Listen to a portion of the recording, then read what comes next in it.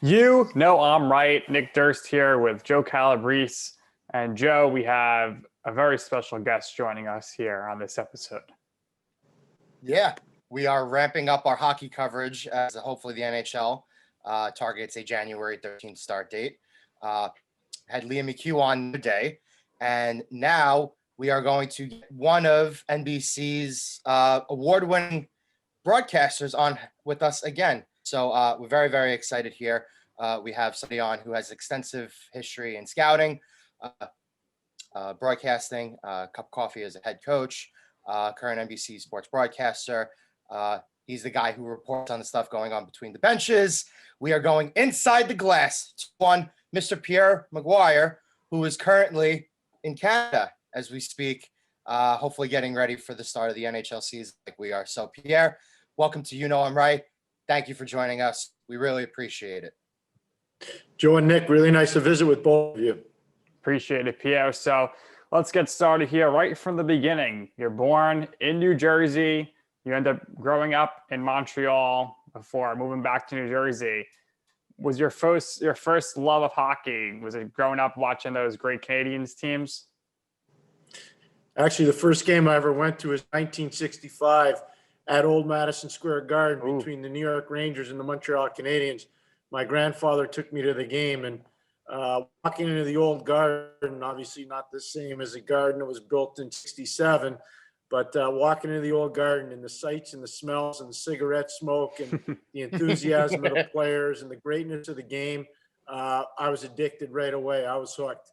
And obviously growing up in Montreal through the 1970s, starting in 1971 with the Cup, obviously I had a chance to watch that. And the Game 7 win in Chicago, Ken Dryden and Henri Richard and Jacques Lemaire and Murderers Row. But I'll never forget, as a kid growing up in Montreal, just how great those Canadiens teams were. Yeah, I'm sure you don't really get that as much here in the States, but like the whole community in the area probably was just going crazy because that was the team. That was the only major sport there. I don't know how much Canadian football is loved that much up there, but I'm sure it was just great to see that community really rally behind the team and get behind them. The closest we've kind of seen here, we saw with the Rangers in '94 win the Cup. We're in New York, Joe and I, and we put out a post saying we were going to have you on the show, and one of the top questions I got back that I wanted to ask you is we got a question from Justin. He is a longtime Rangers fan, loves Henrik Lundqvist. He wants to know if it's okay for him to now root for the Capitals this year because he does not like the way that the King was shoved off the throne in New York and exited to DC. I think you're allowed to cheer for whomever you want to cheer for. I think that's one of the beauties of the National Hockey League, the passion base of our fans. It's phenomenal. And, usually you're pretty loyal to one team. And when that player wears your team sweater, you're extremely loyal to that player. And then all of a sudden the player leaves your team and wears another sweater. Well, you may like him a little bit, but you're not going to cheer for his team. You're always going to cheer for yours. But that's one of the things that endears me so much to the National Hockey League. I respect fans so much and their passion for the game. It's a lot like people that are involved in the game. It's hard to survive in the National Hockey League, and it's hard to survive for a long time in the National Hockey League. And one of the only ways you make it is by having passion. And I respect that about the fans a lot. But in terms of Justin's question, I have a hard time believing that he won't be cheering for the Rangers. He may like Henrik Lundqvist a lot, but I got to believe he's going to be cheering for the Rangers. I think it's also worth noting that Justin said he currently lives in DC, so maybe he's gonna end up being a big Capitals fan. All caps he ended his question with. So we'll see how it plays out. Looks like the Rangers are heading in the right direction. So Pierre, what a lot of people probably don't know, I mean, everybody knows you played hockey, you were a standout at Hobart College, but you also were on the baseball team and you played quarterback for the team for 2 years. Tell us a little bit about your loves for those games and what professional teams you liked during those times for football and baseball. Well, when I left Canada to go back to the States to go to my last years of high school, I went to Bergen Catholic High School where I was coached by a living legend still with us, Tony Karsich. who was a football player at Syracuse University. And it was an amazing honor and privilege to play for Coach Karsich, play for Bergen Catholic. My teammates there on the football team are probably closer to me than any teammates I've had in any other sports, whether I was playing pro or college in football, hockey, and baseball. So much respect for the school and the teammates I had there. As far as baseball, I played baseball in college because I just love baseball, but when I was a kid growing up in Montreal, my favorite football team were the New York Giants. They still are my favorite football team, and I will always be a Giants fan. My favorite baseball team were the Montreal Expos, and I will always cheer for the Montreal Expos, and they don't exist anymore in Montreal. So they're obviously part of the Washington Nationals organization now. So I will miss the Expos, but my favorite team growing up and always will be football, the New York Giants. And I watch every single Giants game, and I will always watch every single Giants game. Giants are looking good. And sorry, Aaron and Yankee fans, but Joe Judge is the best judge in town. All rise right now. Pierre, I think maybe the next time the Giants are in the Super Bowl, the game's on NBC, you call up your boss and say, I want to do some sideline reporting in football. Yeah, I think Michelle Tafoya does a good enough job, and my good friend Catherine Tappan does a great job of that. So I'll leave it to the ladies to do that because they're so good at it. But here's a good Giants history story. Their first Super Bowl under Coach Parcells, I was actually scouting in Granby, Quebec. Not kidding you, on a Sunday afternoon, watching Granby play in a Quebec Major Junior League game. And I was there to watch a player by the name of Philippe Boucher, who ended up being a first-round pick in the NHL, played for a long time and won a Stanley Cup in Pittsburgh. And I remember sneaking out to go to the coffee stand just to get scores on the Giants game. And so it was one of those, I'll always remember where I was for the first Giants Super Bowl under Coach Parcells. I was in Granby, Quebec, watching the junior game. Wow, unbelievable. It's something you don't really hear something like that too often. That's wild. So Pierre, you graduated from college with an English degree. I'm sure that pays dividends now in your broadcasting career, but put us in your shoes or your skates then there. You're probably thinking you're going to be playing professional hockey. So what was your thought process behind majoring in English? Well, I actually was going to go to law school. That was my plan. And I had an opportunity to go play professionally in Europe. I did play professionally in Europe. And when that season was over, we made the playoffs, which was something that team hadn't done in a long time. So I was really proud of that. And I had so much respect for the players that I played with there. We had guys from the Czech Republic. We had guys from all over. It was a really eye-opening experience. I enjoyed it very much. And then I was fortunate enough to get signed by New Jersey. I came back and, spent a lot of time around the group and everything else, went to training camp and got sent by Marshall Johnson and the late Max McNabb down to the minors. And at that time, Max couldn't have been more honest with me, Mr. McNabb and Marshall as well. And basically said, we see you as a call-up player. We don't see you as an everyday NHLer. And at that point, I said, I got to reevaluate my goals. And I had a chance to go back to Europe. And rather than do that and prolong it, I decided to get right into coaching. And I went back to my alma mater 1 year at Hobart. I went to Babson College for 3 years. I went to St. Lawrence University for 2, and then I was hired by the Pittsburgh Penguins and was fortunate enough to be part of their 2 Stanley Cup winning teams in 91 and 92. Yeah, an incredible journey there for you to get your start in hockey. And I believe, and I read that when you were at Hobart College, you were making $500 a season. And just to make ends meet, you were actually working as an English teacher. So that degree worked off as substitute math and physical education teacher in New York as well. And then I guess you just had this great sports knowledge because you were assistant lacrosse coach as well at Babson. Is that correct? And then I was a head lacrosse coach at Babson. At Hobart, I was actually, you're giving me $100 more than I earned. I only made $400 the first year, Nick. But the thing, that's when I knew I really wanted to do it. I'd go on the road recruiting all over Western New York, come back late at night, waited around 5 o'clock in the morning to get the call to be a substitute school teacher. That paid $50 a day. I would do that until around 1 o'clock in the afternoon. Then I would come back to the building, get ready for practice, and then go back out on the road again. And hopefully the next day get another $50 to be a substitute teacher. But Hobart treated me well, and it got me on the right path to go work for a great man, and Steve Sterling, the old New York Islanders head coach. I worked with Steve for 3 years, Babson, and really spent a lot of time around the Boston area cultivating recruiting connections and laying the groundwork for what would eventually be, a real long career in hockey. Yeah, and I think a big turning point in you for your career is while you're at St. Lawrence, you meet Scotty Bowman. He was there a lot, and you guys develop a relationship, and then from there, I guess he just kept you in mind, right? And you ended up working with him for the Penguins. Yeah, what's pretty neat about that, Nick? When I was at St. Lawrence, I was a real young Division I coach, and Scotty was there. His daughter was actually applying to the school, Alicia, who ended up coming to St. Lawrence.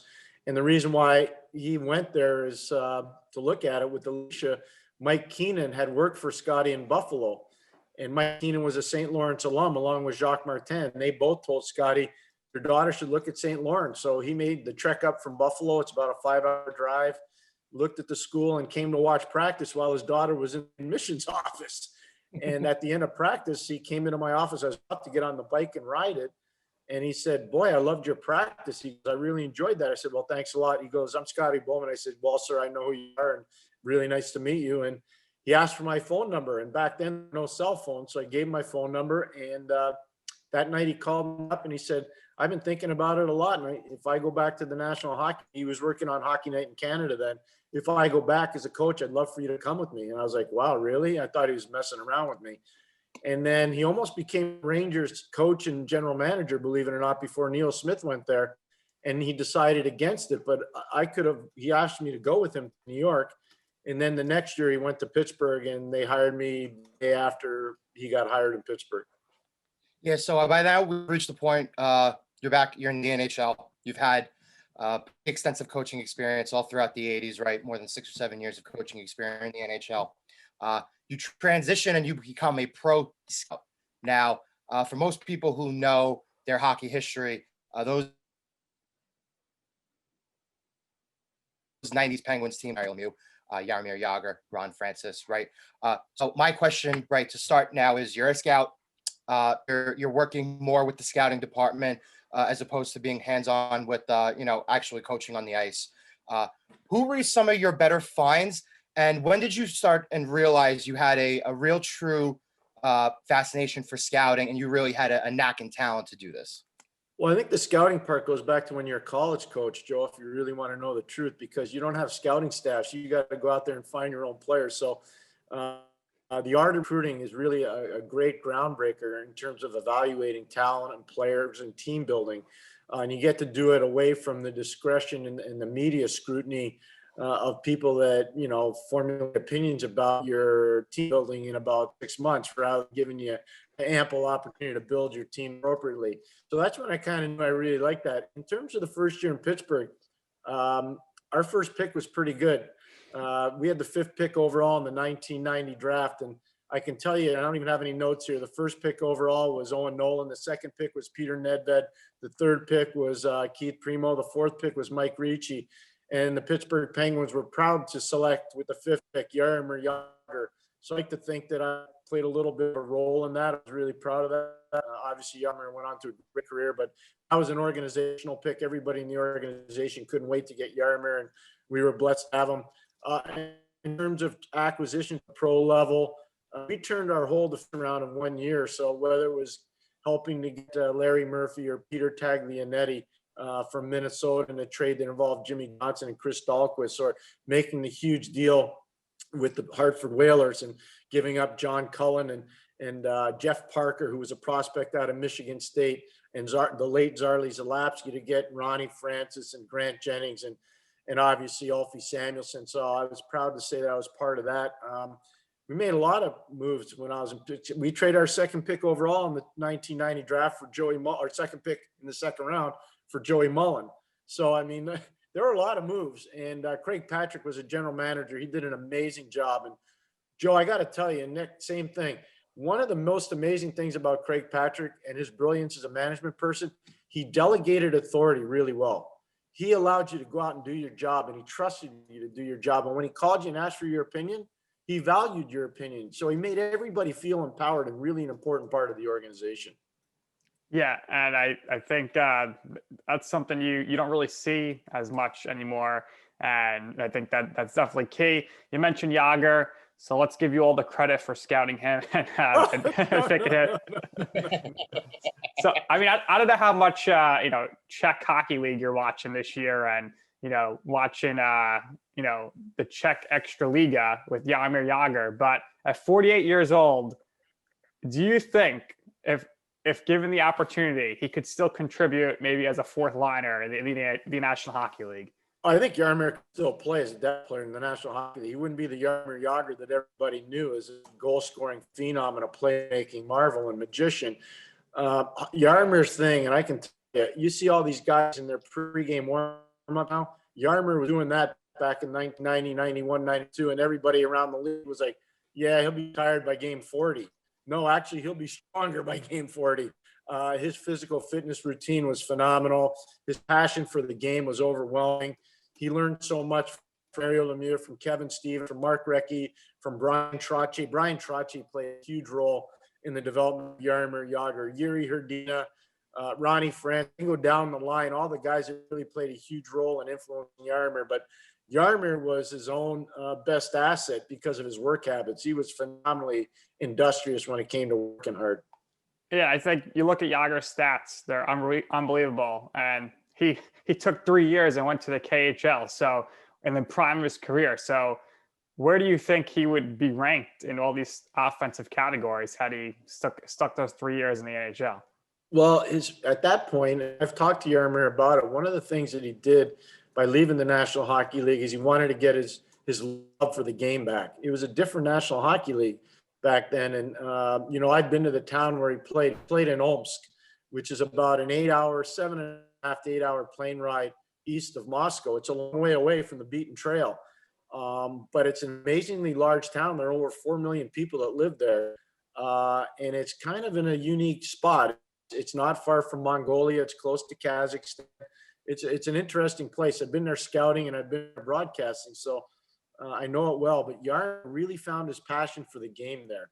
And one of the guys that really helped him, it's a New York Ranger tie-in, was Alexei Cherepanov, who was a first-round pick of the New York Rangers, who passed away during a game. And he was a phenomenal talent. I can tell you, that kid would have been a game breaker in the NHL, but Jagr loved him like a little brother, and Jagr loved mentoring him. And I think that really helped get Yaromir's passion back for the game. Yeah, rest in peace, Alexei. That was very, very sad when it happened. The Rangers teams are very good from the like 2010s, all the way through the last decade. One could say that if they would have had that piece, maybe when they made that run back in 2013-14, maybe that would have pushed them over the top. But so we'll go back to you, right? We're going to move on to your time with Hartford and beyond that in a minute. But I wanted to ask you, your extensive experience as a scout and assistant coach, right? You got the opportunity to work for a really pristine organization right off the bat as soon as you reached the the NHL. How did you allocate your time? Because I think allocating your time as a scout and as an assistant coach, a head coach, I think there are different methods and ways of doing things. And so my question to you is, how did you do that then? And are there people, and I'm sure there are there people in the NHL now who work for different organizations who reach out to you, who ask you for advice, who ask you for pointers? Where should we start here? How much time should we dedicate to watching players live? How much time should we dedicate to the film room? How much time should we dedicate to interviewing players and really going and doing our research there and furthering that process? Well, I hear from a lot of people, Joe, on a day-to-day basis, whether they be managers, assistant managers, directors of player personnel, amateur scouts, pro scouts, assistant coaches, head coaches. You make your living in the rink. At least I try to make my living in the rink, and I love being at the rink. Back when I first joined Pittsburgh, I did a lot of different things there. I worked with our players down on the farm in Muskegon, Michigan, in the old IHL. I worked with a lot of our prospects that had been drafted. I did a lot of amateur scouting. In the first Cup year, I actually did all the advanced scouting for the NHL team and ran the meetings before every series. The late Bob Johnson and Scotty Bowman asked me to do that. So that's what I did the 91 run, and I was with the team. during playoff series. And when the team wasn't playing, I was out scouting our opponents, our potential future opponents. So time management wasn't really hard because I lived, I breathed, I slept, and I ate hockey 24 hours a day. And I kind of still do that. So I really didn't have a problem with time management. It's something that I loved. If you really want to get into the hockey business, you got to like to fly a lot. You got to like to drive a lot. You got to like a lot of bad weather. You got to like a lot of bad food and a lot of cold coffee. And if you like all those things, chances are you're going to really like being in hockey. So getting in hockey, and maybe it wasn't always your goal once you started scouting, but you get that opportunity to be a head coach eventually with the Whalers. You become the youngest head coach in the NHL at the time. When you get that call that you're going to be, taking over as the head coach at the age you were, how excited were you, and what went through your mind before you even coached your first game? Well, it's interesting, Nick. I was actually over in Sweden scouting, and we're trying to get a player signed by the name of Andre Nicolishin for a certain date. There was a drop dead date, and that was before the 94 Winter Olympics in Lillehammer. So I was over scouting in Sweden and Finland and in Germany, believe it or not. And I got a call on the tail end of my trip from the Whalers, and they said, please come back. We're going to make a coaching change and a management change, and we want you to come back and coach. So I had about 9 hours to think about it on the plane ride back from Stockholm to New York. And I was excited about it. I was really excited to work with Kevin McCarthy, who's a longtime assistant coach in the league, and Paul Gillis, who was the other assistant at the time. And one of the things I knew we had to do is we had to cut goals against down. And if you look at the numbers, I was really proud of that staff and those players in particular. We cut 82 goals against from the year before. If you did that in today's NHL, you would definitely be coach of the year. I mean, you would be in a really good position. It was a different NHL. The red line was in play. There were a lot of things that were different in the NHL back then, but we were able to cut 82 goals against from the year before. And that's something I was really proud of with those players. And with Sean Burke in particular as our goaltender, and he got hurt. And then Mike Leonarduzzi was our other goalie. But we had a young player by the name of Christopher Pronger that joined us that year. And to see the growth in his game from the start of the year to the end of the year was huge. And the guy that really deserved a lot of credit for that was the late Brad McCrimmon, who I went up to when I got the job. And it's one of the first things I thought of. And I went to Brad and I said, listen, I know you had the opportunity to have your own room on the road. Would you mind looking after Chris? And he goes, no, it'd be my pleasure. And then he said, I'd love to play with him too. And it eventually became really a stalwart tandem for us. And so the late Brad McCrimmon, for a lot of the things that Christopher Pronger has done in his career, the late Brad McCrimmon deserves a lot of credit for it. So I believe it was the 93 and 94 season. You were replaced midseason by Paul Holmgren. And now what's interesting is we've seen over the past couple of years, we saw this in 16 with the Penguins. They replaced their head coach midseason with Mike Sullivan. They won the Stanley Cup. We saw this, not this past season, the previous season with the St. Louis Blues.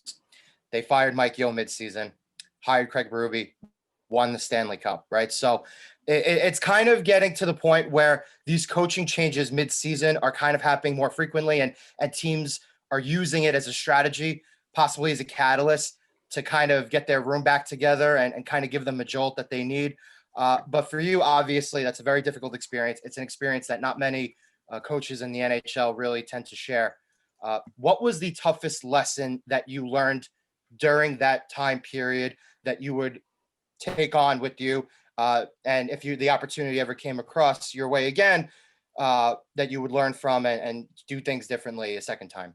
Yeah, Joe, you're also forgetting 2012 with Dwayne Daryl Sutter, in LA. Yes, sir. And he was really the guy that everybody said, wow, LA's in 8th spot. And they were actually out of the playoffs when they hired Daryl, and Daryl came in and eventually they won the cup. And I think a lot of people looked at that and said, you know what, there's something to this. It can give you a little bit of a jolt and give you a little bit of energy. First of all, one of the things I learned is it's really hard to win if you don't have super elite players. And we were a building organization at the time. We were 2 years into a 5-year rebuild in Hartford. So one of the things I would try to do is manage expectations better. I really thought, if you go back and look at the first 20 games that I coached Hartford, we had the third best record in the National Hockey League.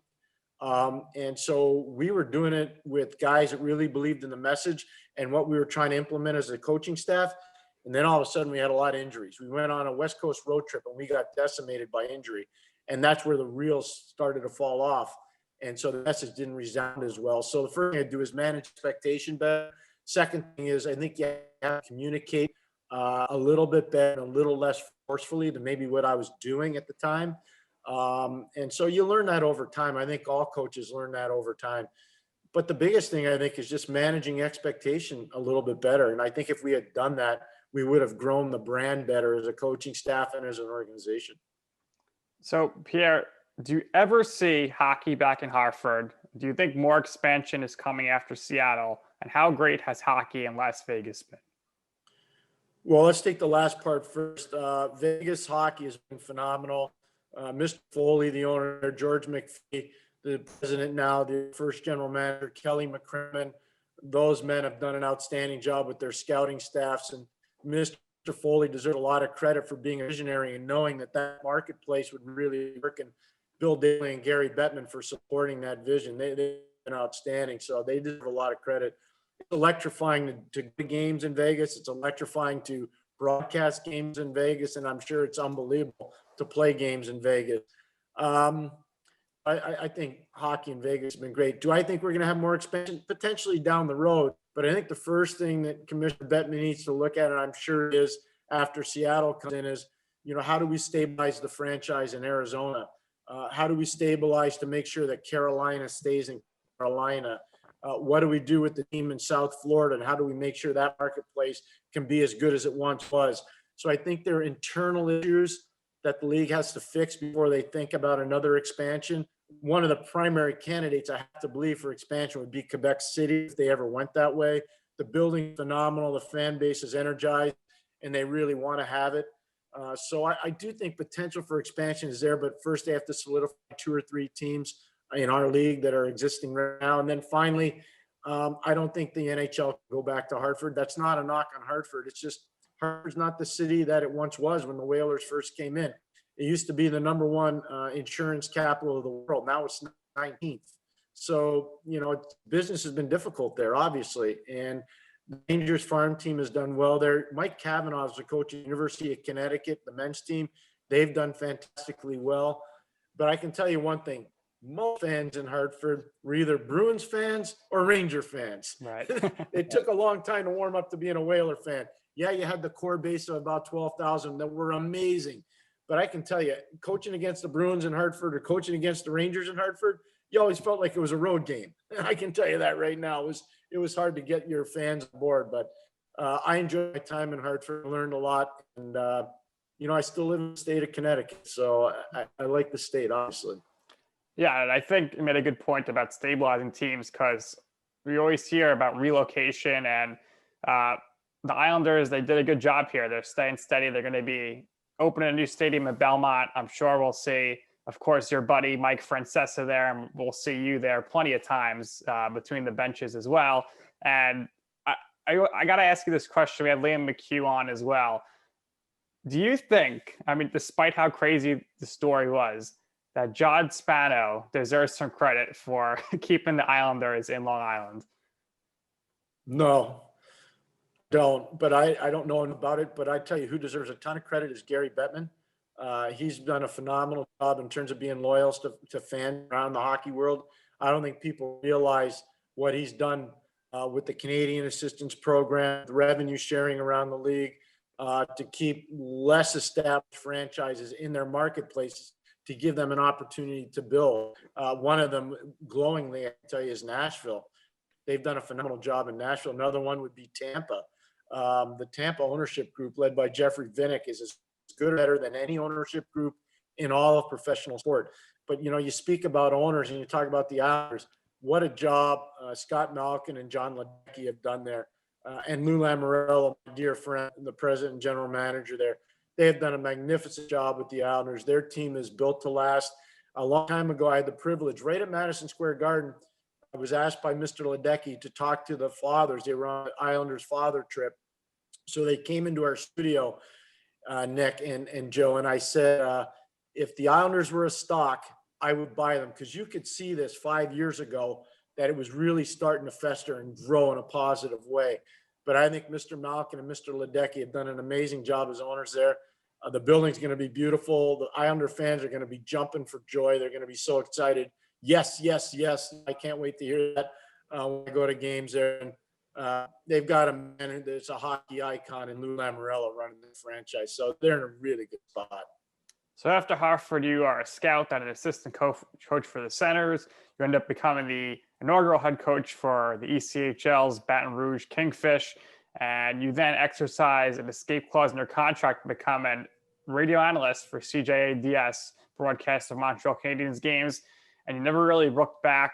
You worked on some of the team's regional television broadcasts for the Sports Network. And when the primary color analyst, Gary Green, was unavailable, I was a contributor for TSN's That's Hockey. You were there. You were in the booth. So what was that transition period like for you from front office, coaching, behind the bench to into the broadcast booth? Well, it's interesting how I got into the broadcast business. I was coach, as you said, down in the East Coast Hockey League. It was Louis Blues farm team at the time. And Mike Keenan and Bob Berry asked me to go down there and run it.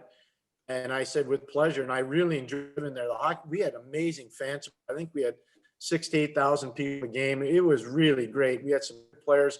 One of them, Shane Knighty, eventually made the National Hockey League. I was really proud of Shane. But we had a lot of guys move up and play in the American League, the old IHL. Blair Manning, Alan Sirois, really good kids. I remember them all. I really enjoyed working with them. And that was a great year. I loved that year. But I got a call from the late Ted Blackman, who was a broadcasting icon in the city of Montreal. And Ted called me up. He said, listen, we've been listening to tapes of you when you were coaching in the NHL, and we really think that you have the kind of potential to be a broadcaster, and we want to make some changes with Montreal Canadiens broadcast. They own the rights. And they said, we'd love for you to come in the next time you're in Montreal for a test in the studio.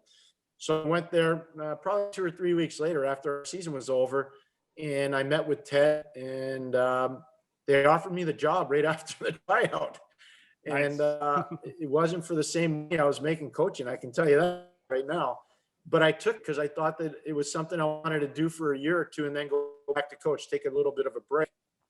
And the rest is history. I mean, it just took off from there. I got to tell you, Nick and Joe, it just took off. And I'm really grateful for Ted Blackman actually reaching out and giving me the opportunity to work with an amazing organization in Montreal and a fantastic radio station, CJAD at the time. And they're still legendary. 75 yead later, CJAD is still on the air, and they are the voice of Montreal. They really are. So TSN reacquires the Canadian national cable rights to hockey in the NHL in 2002. You're hired as the lead hockey analyst. And at this point, I got to bring up our next fan submitted question.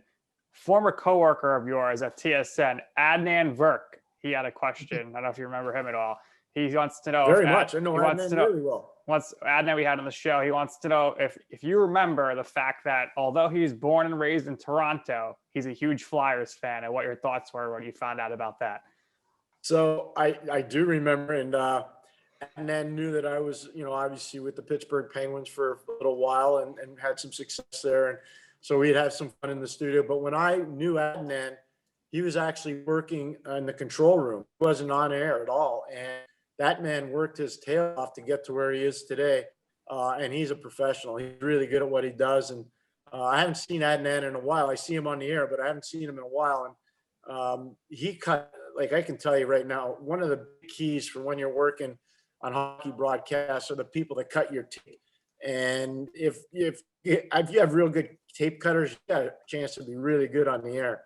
And he was outstanding at what he did in the video room before he became on-air presence. So I'll always remember Adnan for everything he did to help all of us at TSN at the time, which was a real cutting-edge show. And a lot of what you see on TV today, that all started at TSN way back in the early 2000s. So we've now reached the TSN portion of your career journey, and it would be remiss to not mention all of the phenomenal people that you got to spend time with and got to call your colleagues and got to work with, right? So now we've reached the point where I'm going to ask you about legends like Gord Miller and Bob McKenzie. And what those men have meant to you and your career, and what kind of professional advice or tidbits and nuggets that they've given you through the years that have strengthened your talents and made you a better broadcaster? First of all, those guys aren't just colleagues. They're amazingly close and very personal friends. Dave Hodge would be another person from TSN. James Duthie would be another person. Chris Cuthbert, who's now moved on to Rogers Sportsnet, he would be another. These are iconic figures in Canadian broadcasting and in hockey broadcasting in general. I'm so proud to say that I worked at that company. I still do a lot of work for them at trade deadline. I still do a lot of work for them free agent frenzy time, and I have a lot of radio work for them across Canada. So I still am part of them. But Bob and Gordon in particular are dear friends, Joe. And the number one lesson I got from Bob McKenzie: don't be first, be right. And that was something that I will always remember and cherish. And from Gordon Miller, make sure you're the most prepared person for every single broadcast that you do. And I've always tried to do that. And he wasn't the only person that told me that. Our great friend, the president of the New York Rangers, John Davidson, who was my partner back at the beginning of the NBC shows, John also was very prepared, and used to tell me that a lot. Have a story about every single player in the game, and if you have that, you'll be very successful. So 2006, NBC Sports, they acquired the NHL games. Obviously, it was Outdoor Life Network, then Versus, but then NBC Sports in the transition. When you're approached to go between the benches inside the glass, what were your thoughts on that process, and any concerns at all for your safety? I know there's been a few close calls over the years with the pucks flying at you, but what was your thought process when you were approached with that idea for that concept? Well, Nick, it's pretty interesting you would ask that. First of all, in 2004, during the Tampa-Calgary Stanley Cup Final, I was sitting on a studio riser with Bob McKenzie and Gordon Miller doing pregame hits back to Canada, because obviously the Calgary story was a substantial story. This is before Game 5. And Sam Flood, executive producer and TV genius at NBC, came up to me and he said, "Hey, we really like your work. Would you be interested, or do you think you could broadcast a game from between the benches?" And Nick, I said right away, "I know I can do it, but I can assure you that the NHL will never allow it to happen. So, I don't think we should talk much more about it because I don't see that happening." He says, "You leave that to Dick Bersall, Ken Shanzer, and myself. And if we can get it done, we want to hire you to broadcast from between the benches." I said, "Sure." And sure enough, we had the lockout season, nuclear winter in 04-05. And then in 05-06, we started up again. And I'll never forget, the first game was in Detroit. It was between Flyers and Detroit. And I can tell you, it went real smooth. And that's when I knew Sam Flood was onto something. And it grew over time. But this doesn't happen without Dick Ebersol, Ken Shanzer, and especially Sam Flood. That was his vision, and it worked amazingly well. It really did.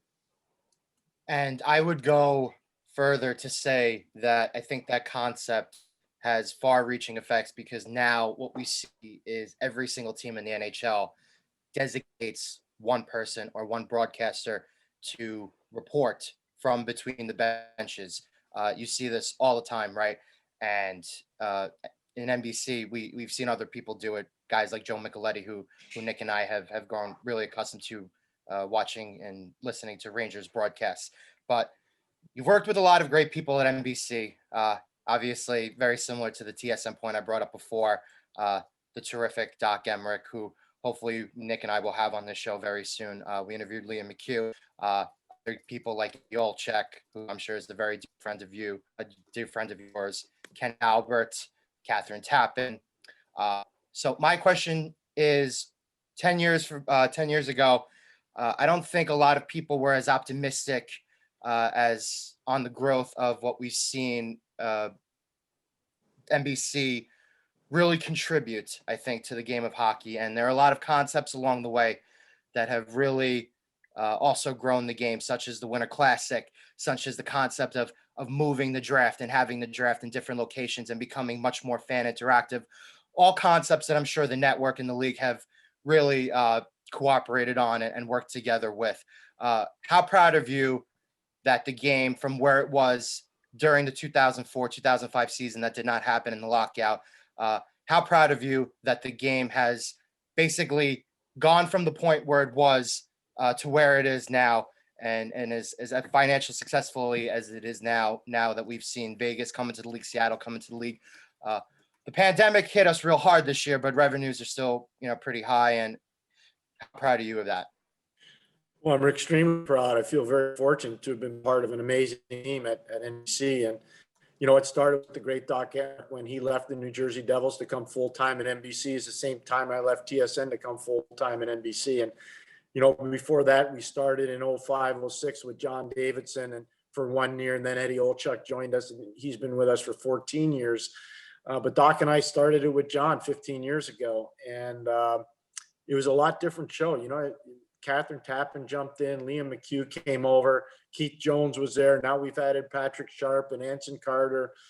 Mike Milbury was there for a very long time, right from the start. A lot of people have sweated a lot. They've bled a lot. They've sacrificed a lot to make this thing really work. But the number one goal, and this was always Sam Flood's thought, it's not about us. It's about the game, and it's about the players. And so anybody that's ever worked there knows that. And that's what they commit to. And we care so much about growing the brand. And none of this ever would have happened without the vision of Sam Flood, the support of Dick Ebersol, the support of Ken Shanzer, but more than anything else, the spirit of cooperation from Gary Bettman to Bill Daly, to the NHL managers, to the NHL coaches, and all the players. And I'm going to give you an example, Joe. 2007, Anaheim played in the Stanley Cup final against Ottawa. And there was no inside the glass position in Anaheim. And Sam Flood and I, early in the morning, before game one, I believe, went to see Brian Burke, who was working out in the Anaheim Ducks dressing room at the time. And we said, listen, we need to have a place to work. And Brian goes, well, I hired Pierre in Ottawa or in Hartford. I have no problem with it. He can broadcast from the end of our bench. And so to show you how the position had grown, Brian Burke gave us the ability to broadcast Stanley Cup final games on his bench, right next to his trainers and coaches and right behind his players. And that's when I knew the thing was going to work. So Brian Burke deserves a lot of credit for that too. So the spirit of cooperation amongst the National Hockey League and the people at NBC is what really helped grow this whole thing. Yeah, that's absolutely incredible. And, a big event that wouldn't happen without Gary Bettman or the execs at NBC is obviously the Winter Classic and now the Stadium Series. So for you personally, what was your favorite outdoor game you got to work, taking into account, who's playing, what the stadium is, and also what was the coldest you've been at one of those? Well, the coldest is easy. Detroit, Chicago, I can tell you, it was 09. I was doing the World Junior in Ottawa. I flew in the morning of the game from Ottawa on January the 1st to do the game at Wrigley Field. Back then I skated and I didn't have any socks on. So I skated without my socks on, my skates, and on the ice in the warm-up. So you start to get a little lather and a little sweat. It was cold and it was windy. And that's a game where Pavel Datsyuk was blowing right to the Chicago Blackhawk defense. And I said, that's a wind-aided goal. Datsyuk just got blown right through the defense. And it really was amazing to witness. But I got back on the plane to go back to Ottawa to do the quarterfinal games of the World Junior with Gord Miller. My feet were so cold, I started losing toenails. That's how cold I was. So that's the coldest one. In 2009 in Chicago. So that's the coldest I've ever been. In terms of games, they've all been phenomenal. Just amazing.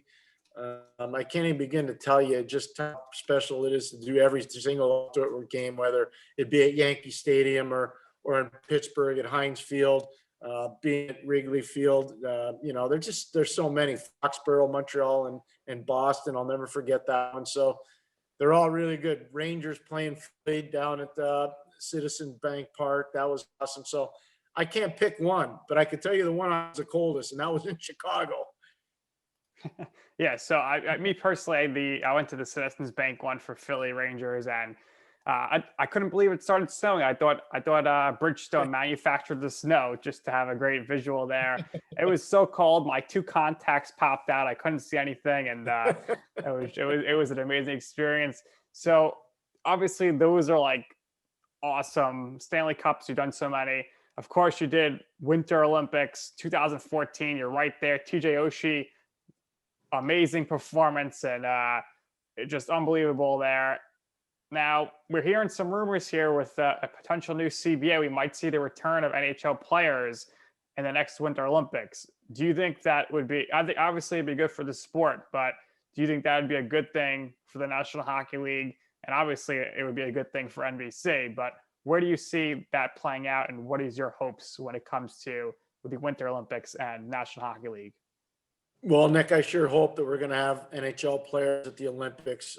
It's the most amazing thing. I've had the privilege of doing 2 Summer Olympics and the Winter Olympics since 2002. So lots of different Winter Olympics. And it's an amazingly special honor and a privilege that you should never take for granted when you're involved in the Olympics. And I don't. I'm glad, and I hope we do have players in Beijing in 2022. That would be fantastic. I think the biggest thing is the players want to play, Nick. The players were disappointed they didn't go to Korea. I was there. I really enjoyed being in Korea. The Korean fans were amazing. The hockey was good, but it wasn't the caliber of the best NHL players. It was probably equivalent to elite American Hockey League level, but everybody was about the same.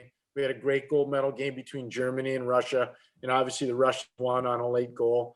But that being said, I really hope the NHL back and in Beijing, and I believe they will be.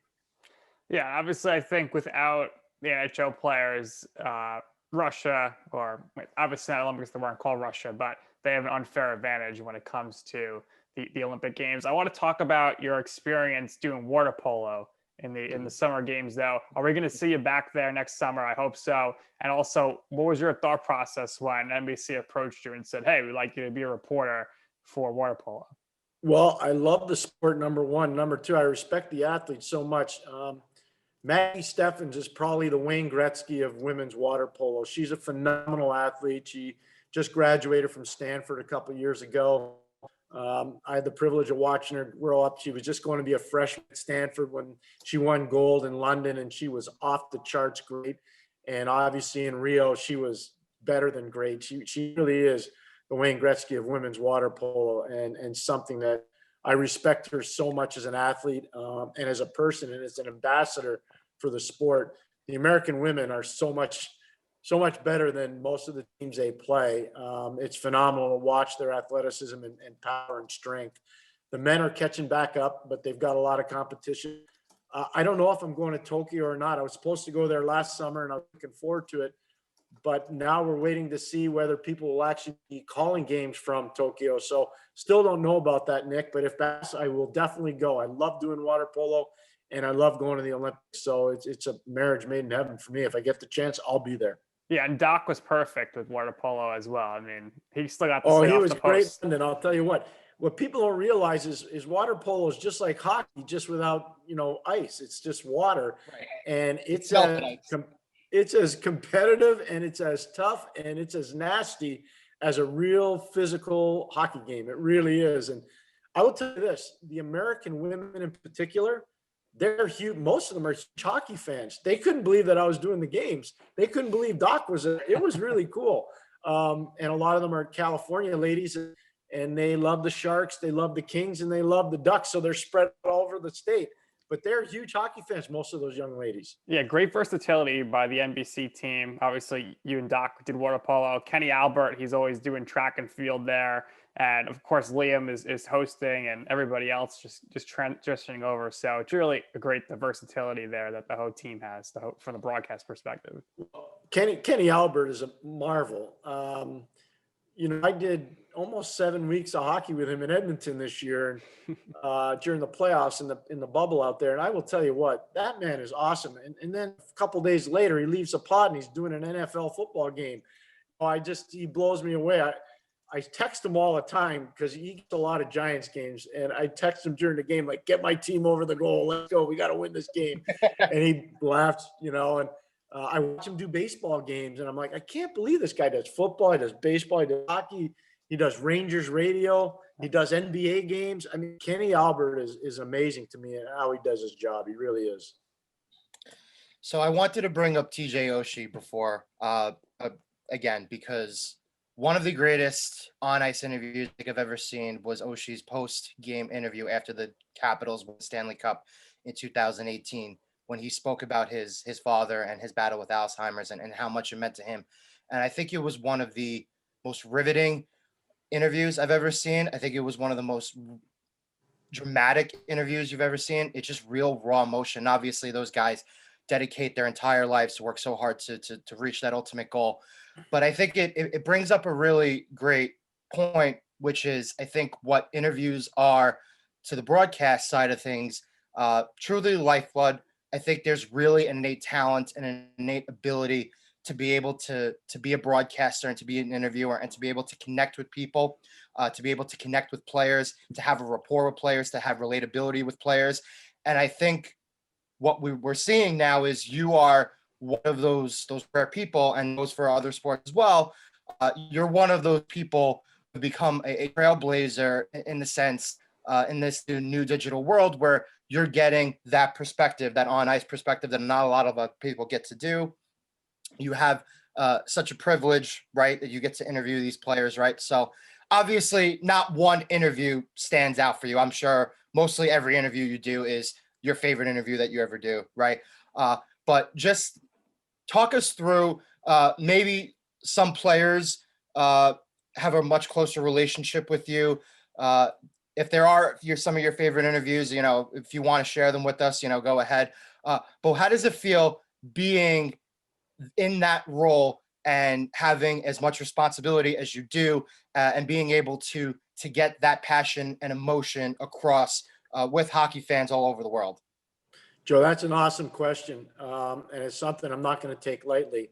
So I'm going to think back over all the interviews I've had the privilege of doing since I've been in the league. And one of them that stands out, I'll remember clear as day, is 2007, Teemu Selanne on the ice in Anaheim after they won the cup. And, I've known Teemu a long time and respected him as a hockey player and knew all the different things he had gone through and the ups and the downs. And one of the downs was when he played for Colorado and he was a healthy scratch in a Colorado San Jose playoff series. And he asked to see me in the lobby of the hotel at the Fairmont Hotel in San Jose. And he was devastated. I thought his career was going to be over.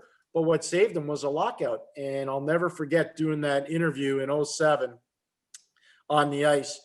And he started crying. And it took everything. I'm going to tell you this, Joe and Nick. It took everything in my power not to start crying with him. And I knew I had a lot more interviews to do that night. But that was one that was just raw emotion that was coming out of Teemu. And his honesty was overwhelming. And I was really appreciative of that. Chris Pronger, before a game in the Edmonton, Carolina playoff series at center ice, a player that I had once coached, and it was going crazy in Edmonton. And I said, Chris, I can't thank you enough for doing this. And he goes, no, it's my pleasure, because I know when I'm talking to you, it's a big game. And it was a big game. It was a Stanley Cup final game.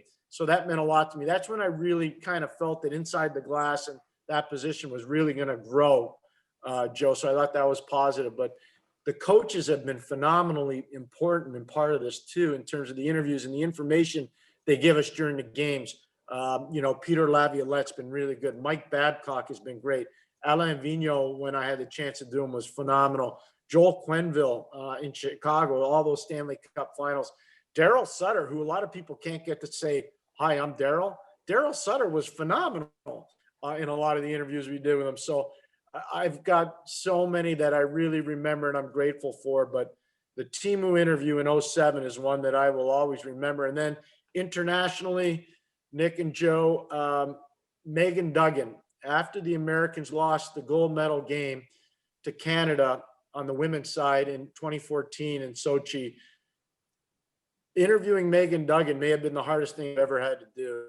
She was just so into it and so crushed like the rest of the team, the way they lost that game. And just standing next to her, waiting for the cameras to roll, that was really hard. That was unbelievably difficult.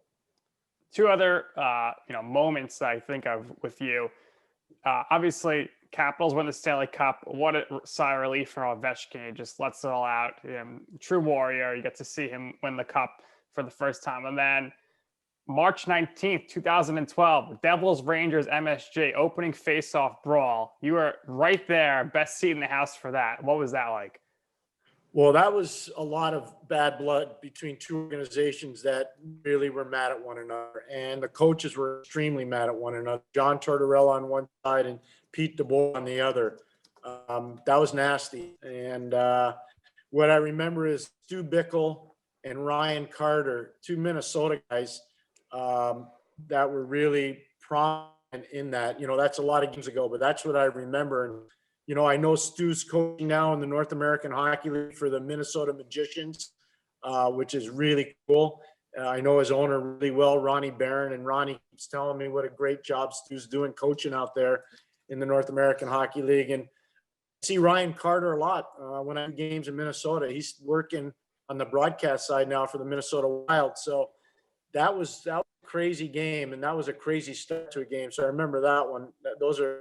That's a game in particular you don't forget. You just don't forget that one. And I mean, for me personally, as a fan, I think Tortorella is so great for the game of hockey from a media perspective. I know sometimes it doesn't give you much. I had the privilege of one time being in one of his pregame press conferences before a playoff game, and I got to tell you, I just love the way he just speaks his mind. Is that difficult for you as a broadcaster, though? Sometimes. No, not at all. One time, John was really ticked off that I was going to interview him before a game, or between periods, sorry. So it was right after the second tea time out of the first period. It was a 12 o'clock start in New York. And he was mad that the game was starting that early, so he was already angry before I came over to interview him. And John and I are friends. John used to work with us at TSN. People forget that before he went back to coach with the New York Rangers. People forget that about John. So I've known John a long time. I coached against John, too. When he was in Buffalo and I was in Hartford. So again, I've known John a long time. I respect him very much. He's an excellent coach. But I remember him saying to me, "Can't believe I have to do this interview." And I was like, "Torts, think about the payroll that you have. Think about how you're doing. Without TV, you're not doing what you're doing. So you can do this interview for me, okay, Torts?" "Okay, Pierre, no problem." And he was great. But I think John's really good TV, and I think John's been great everywhere he's coached, but in particular, he's been awesome in Columbus. He's been fantastic for that franchise. Yeah, he's a master motivator. We really enjoyed his time when he was a Ranger. So let's get into some fun things now, right? So I wanted to talk to you about, in particular, potential rule changes or tweaks to the game that always seem to come up, never seem to pass, but always kind of seem to stay kind of on the radar, right? You are a big advocate for partial visors in the game, and obviously that makes sense given the research and the advancements that we've seen now. Obviously, first and foremost, the health and safety of the players are very important. Head injuries are becoming an increasingly difficult part of the game. Nick and I are huge Rangers fans, so obviously Mark Stahl is a perfect example of this. Never really seemed to be the same player after he had that head injury. You're an advocate for removing the red line because you think it'll open up the game. You think it'll showcase more skill for the players. That's something that I think a lot of people do agree with. Me personally, I absolutely hate the delay of game, right? I hate the player inadvertently putting the puck over the boards. It's a delay of game penalty. If anything, it should be on the second fraction. That's my personal opinion. I'm sure Nick has his personal opinions. So now we're in the fun part, right? So if you could continue to tweak the game and change certain rules because you think that they would better the game of hockey, what other things would you change? I get rid of the trapezoid because I want the goaltenders to play the puck as much as possible. With the red line out, it's not, and with zero tolerance and obstruction, it's easier to generate a forecheck now. So if the goalies are going back to handle the puck, they're going to make more mistakes than defensemen. That's going to lead to more offense and more sustained offense. So I want the trapezoid out, number one. That would be, I think, a really important new rule, and it would help manufacture more offense. I'm with you on the delay of game. I'd like to see it be on the second one. I think you get one. And then after that, if you do it again, you're going to get called. And I think that would lead to some really cool water cooler moments. And I would like to see us try to get games in overtime decided by playing rather than the shootout. And whether we had to go from 4-on-4 to 3-on-3, 3-on-3 to 2-on-2, whatever it takes. But I would like to see us end the games in overtime through playing the game rather than a shootout. But the rest of it, I think the game's in really good shape. Really, really good shape, Joe. Do you think increasing the overtime period from 5 to 10 minutes would do that? Because I've seen that thrown out there as well. It would. I believe you're right about that. But here's the one problem on that. Let's just say a team's playing its third game in 3 nights and they've already played in their previous 2 games overtime. You're talking about the risk for injury. And I don't think any coach or manager wants to expose their players to that much injury potential. So that's the one thing that would make me hesitant on that. But I think if we were to go from, let's just say you play the first minute until there's a stoppage, 4-on-4, then you go to 3-on-3, and then potentially you go to 2-on-2. I would imagine by the time we get to 2-on-2, there's going to be an outcome. But so maybe you make it so that rather than starting at 3-on-3, start at 4-on-4 and you go from there. But these are all the things that we all dream about. But I think the game, quite frankly, Joe and Nick, is in really good shape. 2-on-2 would be absolutely wild. Pierre, obviously, when you start your career, the NHL wasn't as tech savvy as we are today. We still had, even when we and Joe are growing up, you got the guy sitting behind the goal to press the light when the goal is going to go in. And now we have, replay and challenges and whatnot. Was there any people, during your career that were very opposed to these technological advancements? And on a whole here, do you feel that technology has made the game and more particularly the broadcast better? Oh, I think the technology's made the broadcast a ton better. I'm really grateful. And I got to tell you, some of the real unseen stars of broadcast TV for hockey are the camera people and the EVS operators that got all the tape and the TV trucks. They're phenomenally good, and they don't get nearly enough credit in our line of work. But that's all due to technology, and the technology continues and evolves, and it's really good. So really grateful for that. I've never had one person, and one of the, Joe touched on it, Nick, I was very outspoken about the red line having to come out. I had coached and played in college with no red line, and I had coached and played professional hockey with a red line. So I knew the trials and tribulations of both. And I also saw the players getting bigger, the coaching getting better, and what New Jersey did in terms of utilizing the red line, and Dallas did in terms with Ken Hitchcock utilizing the red line as a weapon and a boundary to stop play through the neutral zone. And so that's why I wanted it out. And that's one of the reasons why Peter Laviolette has been so darn good as a head coach in the NHL. He played college hockey without the red line at Westfield State in Massachusetts. So he understood how to manufacture offense with the red line out. And the first team to win the cup with the red line out, Laviolette's Carolina Hurricanes. So if you look at it, he figured it out far before a lot of other people. But that's, of all of the ones that I fought for, in just from my little perch, the red line coming out, there were some hesitancy from veteran hockey people. And I had one member of the board of governors who came right up to me and he said, "This better work, because if it doesn't, it's on you." And, I took that as a badge of honor, but I was sure hoping it was going to work. And I think it has worked. Yes, I think it has worked. And I think this interview and this entire podcast has worked for us. You spoke about being phenomenally gifted. I think you're phenomenally gifted yourself. I think, some people, every now and then I hear some criticisms of you, but I think you are so remarkably intelligent. I think there's no other person out there who truly understands the game on both a micro and a macro level like you do. I think your work is phenomenal. Nick and I are really, really appreciative that you were able to do this with us today. So what we do is we always give our guests the last words. We always give them the opportunity to share whatever they want, to promote whatever they want. Obviously, we're in the midst of a pandemic. There's a lot of things going on in the world. So the fact that you were able to take this time out with us today, once again, we're so appreciative for us. Hopefully we can have you on again. Hopefully we could talk about even more fun things next time. We wanted to get into your career first and foremost, but once again, thank you for coming on today. Really, really appreciate it. The floor is all yours, Pierre. Thank you again. Well, first of all, Joe and Nick, I'm really grateful for being on. I always look at every interview opportunity as a chance to help grow the game. And if I can help in any little way, I want to do that, number one. So I'm grateful for you having me on. Number two, I love talking hockey. It's such an honor and privilege to have been around this league for 33 years now. And it's something you got to earn every single day. So I'm really grateful for that opportunity to continue to learn about players and about strategies and about coaches and about broadcasting. So you never think that you've got it finished, because you just when you think you got it figured out, you don't. And so I always pursue every day trying to learn something new. But to me, the biggest thing I got to tell you is that I think your New York Rangers, now that I have the last word, are on such a proper track.